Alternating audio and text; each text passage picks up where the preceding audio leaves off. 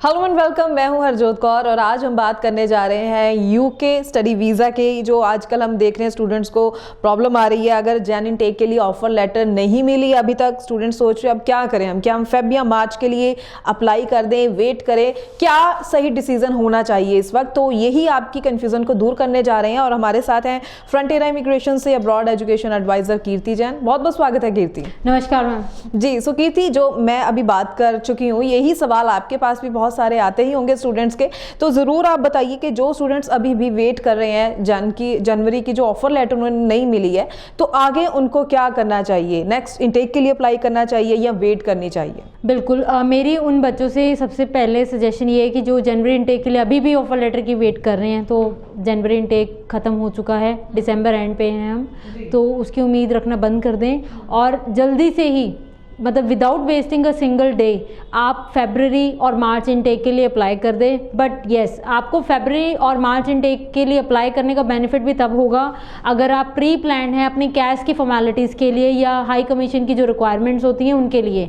So make sure कि आप वो आपकी फ़ीस क्या है, आपको क्या बजट चाहिए, कितने फंड्स चाहिए, क्या सपोर्टिंग डॉक्यूमेंट्स चाहिए, वो साथ के साथ ही आप कंफर्म करें और वो सारी जानकारी लेकर अगर आपके पास वो फॉर्मेलिटीज़ अरेंज हैं तब ही फेब और मार्च का इनटेक अप्लाई करें। बट अगर अभी भी आप सोच रहे हैं कि हम पता करेंगे कि क्या फॉर्मेलिटीज़ और अभी अरेंज करेंगे, तो आपके लिए मेन इनटेक ओपन है, आप उसके लिए अप्लाई कर सकते हैं। ठीक है, तो कीर्ति यहाँ पर ये ज़रूर क्लियर कीजिए कि किस तरह की फॉर्मेलिटीज़ फुलफिल हैं जो अभी फेब इनटेक के लिए या मार्च इनटेक के लिए अप्लाई कर सकते हैं, ताकि स्टूडेंट्स जिनकी थोड़ी बहुत तैयारी है पहले से, वो अपना मन बना सकें, अपना माइंड क्लियर कर सकें कि येस हम एलिजिबल हैं, हमारी तैयारी है और हम इस इनटेक के लिए अप्लाई कर लेते हैं। बिल्कुल, अगर मैं फॉर्मेलिटीज़ की बात करूं तो स्टैंडर्ड में हमारी 3 से 4 फॉर्मेलिटीज़ आती हैं। सबसे पहले आती है आपके ट्यूशन फ़ीस, कि आपके पास जो अमाउंट है जो कॉलेज को जानी है वो अरेंज हो। सेकंड आते हैं आपके फंड्स में आपका आता है कि क्या आपके पास इतना बैलेंस अवेलेबल है कि आप वहाँ के लिविंग एक्सपेंस है वो, जो भी बच्चे का रहने सहने का खर्चा है वो आप दे सकते हैं, या आगे की जो फ़ीस है उसकी वो आपके पास अवेलेबल है। थर्ड आपका आता है मेडिकल।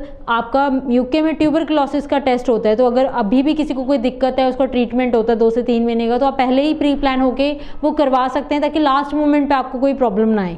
ये बेसिक 3 ही स्टैंडर्ड फॉर्मेलिटीज़ हैं जो कि ज़रूरी हैं। अगर आप इनके लिए प्लानिंग कर लेते हैं तो कोई दिक्कत नहीं आएगी। फंड्स में एक और चीज़ है कि आपको वो फंड 28 दिन पुराने चाहिए हैं। और एक और अपडेट मैं देना चाहूँगी कि जो बच्चे लोन सैंक्शन करवाते हैं तो आपका लोन सैंक्शन लेटर भी काउंट होता है एज अ फंड्स। तो अगर लोन लेना है तो उसके प्रोसेस में भी बैंक टाइम लगाते हैं, क्योंकि उनका अपना एक प्रोसेस होता है। सो मेक श्योर वो भी आप टाइमली स्टार्ट करें कि कल जब आपको अपनी फॉर्मेलिटीज़ क्लियर करवानी है तो आपके पास वो लेटर अवेलेबल हो। तो ये चीज़ें हैं जो आपने ध्यान में रखनी है। अगर आपके पास ये ऑलरेडी अरेंज हैं तो आज ही आप फेब और मार्च इनटेक के लिए अप्लाई कर दें, आपका डेफिनेटली ऑफर लेटर है वो आ जाएगा। क्योंकि मिनिमम भी यूनिवर्सिटी जो है वो 40 से 45 दिन लेती है, और इसमें आप क्रिसमस और न्यू ईयर मेक श्योर ना काउंट करें, क्योंकि वो टाइम जो है वहाँ पे ऑफ होता है। सो अगर आप इन फॉर्मेलिटीज़ का ध्यान रखते हो तो आप अपना फेब और मार्च इनटेक मिस नहीं करेंगे। इसका एक और रीज़न है, मेरे पास बहुत सारी क्वेरीज आती हैं कि मैम हमने जनवरी के लिए अप्लाई कर रखा है, अभी तक ऑफर लेटर नहीं आया। और जब मैं पूछती हूँ कि कब अप्लाई किया था, मैम अभी 15 दिन हुए हैं। तो आप कैसे एक्सपेक्ट कर सकते हैं, आपको जस्ट अभी 15 दिन हुए, और मैं हमेशा कहती हूँ कि 40 से 45 दिन ऑफर लेटर आने में लगते हैं। तो मीन्स आप प्लान नहीं हो, आपने सोचा, आपने अप्लाई कर दिया। बट येस, आप बिल्कुल, मैं ये भी कहती हूँ कि आपने सोच लिया तो आप अप्लाई करो, बट ये चीज़ ध्यान में रखो, क्या आप अगर इस इनटेक के लिए प्लान कर रहे हैं तो आपके पास उतना फंड्स या उतनी अरेंजमेंट्स अवेलेबल हैं कि कल आपका ऑफर लेटर आ जाए।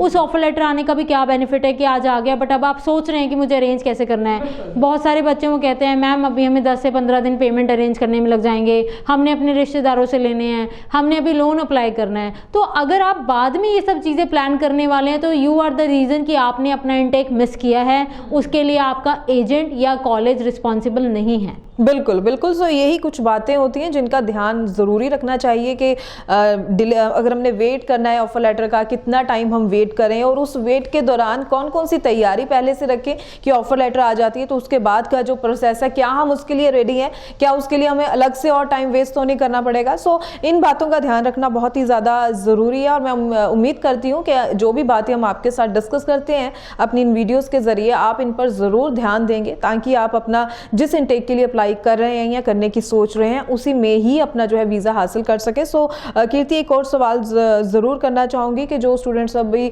2023 के लिए अप्लाई करने की सोच रहे हैं तो उनके लिए आप खास क्या बातें कहना चाहेंगी, चाहे हम प्रोसेसिंग टाइम को लेकर कहें, तैयारी के लिए तो आपने कई चीज़ें क्लियर कर ही दी हैं, और कुछ ऐसी ज़रूरी बातें जो स्टूडेंट्स को ज़रूर ध्यान में रखनी चाहिए? बिल्कुल, 2023 के लिए जो बच्चे प्लान कर रहे हैं या सोच रहे हैं कि हमारा वीज़ा आए, तो मैंने आपको ऑलरेडी बता दिया कि क्या फॉर्मेलिटीज़ हैं जो आपके पास होनी चाहिए। उसके अलावा मेरी तरफ से सजेशन यही है, मैं हमेशा यही कहती हूँ कि अगर आपने सोच लिया है आपने बाहर जाना है, आपने अप्लाई करना है, तो अपना सिंगल डे भी वेस्ट ना करें, क्योंकि ये ज़रूरी नहीं है कि आज आप जा रहे हैं अप्लाई करने तो कॉलेज आपके लिए ओपन ही है। हो सकता है कि एलिजिबिलिटी क्राइटेरिया चेंज हो जाए या आपने जिस कॉलेज में अप्लाई किया उसके एप्लीकेशंस क्लोज हो जाएं। समटाइम्स क्या होता है कि आज हम गए, आज एप्लीकेशन आपकी ओपन है, बट आप सोचने में 2 दिन निकाल देते हो तो वो सीट्स फिल हो जाती हैं। तो एक तो 3 से 4 कॉलेजेस के आप ऑप्शन हमेशा लेके चलें, और हमेशा अपनी ही राय पे ना चले। एजेंट भी जो आपको राय देता है तो वो आपके फ्यूचर के लिए देता है, तो उनकी भी कुछ फॉलो कर लें, क्योंकि वो एक्सपीरियंस्ड है, उसे पता है कि आप किस जगह अप्लाई करेंगे तो आपका जो वीज़ा आ सकता है। सो मेक श्योर उन चीज़ों का भी आप ध्यान रखें। उसके अलावा जिन बच्चों का बजट कम है वो आउटर लंदन में अप्लाई कर सकते हैं, क्योंकि वहाँ का जो खर्चा है वो थोड़ा सा कम है। तो अगर बच्चे को 2 से 3 लाख का भी डिफरेंस पड़ जाता है तो मुझे लगता है बहुत बड़ी हेल्प हो जाती है, तो वो चीज़ आप देख सकते हैं। इसके अलावा यूके में बच्चों को डर रहता है कि मेरा गैप है तो मैं क्या करूँगा, तो यूके में अगर आपका गैप है वो एक्सेप्ट होता है, तो आपको उसमें टेंशन लेने की ज़रूरत नहीं है।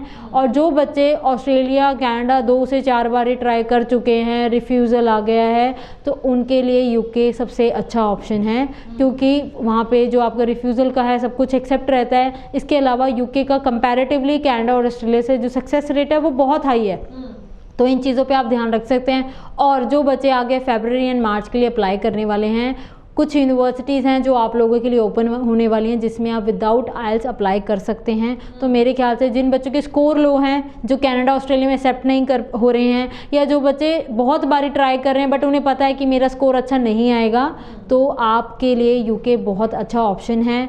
आप अभी से ही तैयारी स्टार्ट करें। इन केस आप प्लान कर रहे हैं कि मुझे यूके जाना है बट अभी आइल्स या पीटी नहीं किया है, तब भी आप अभी अप्लाई कर दें। उससे आपको बेनिफिट क्या होगा कि यूनिवर्सिटी आपको कंडीशनल ऑफर लेटर रिलीज़ कर देगी, आपको आइल्स या पीटी करने का टाइम देगी, तो आपका क्या होगा, आपकी सीट सिक्योर हो गई। आपने जैसे ही कंडीशन फुलफिल की आपका फाइनल ऑफर लेटर आएगा और आप फीस भर के अपना कैश की जो मैंने फॉर्मेलिटीज़ बताई हैं वो कंप्लीट करेंगे, तो डेफिनेटली आपका जो टाइम है वो हर जगह यूटिलाइज हुआ है, आपने सिंगल डे भी अपनी तरफ से वेस्ट नहीं किया है। और सबसे बड़ा जो लैकिंग पॉइंट स्टूडेंट्स में है वो है इंटरव्यू का डर।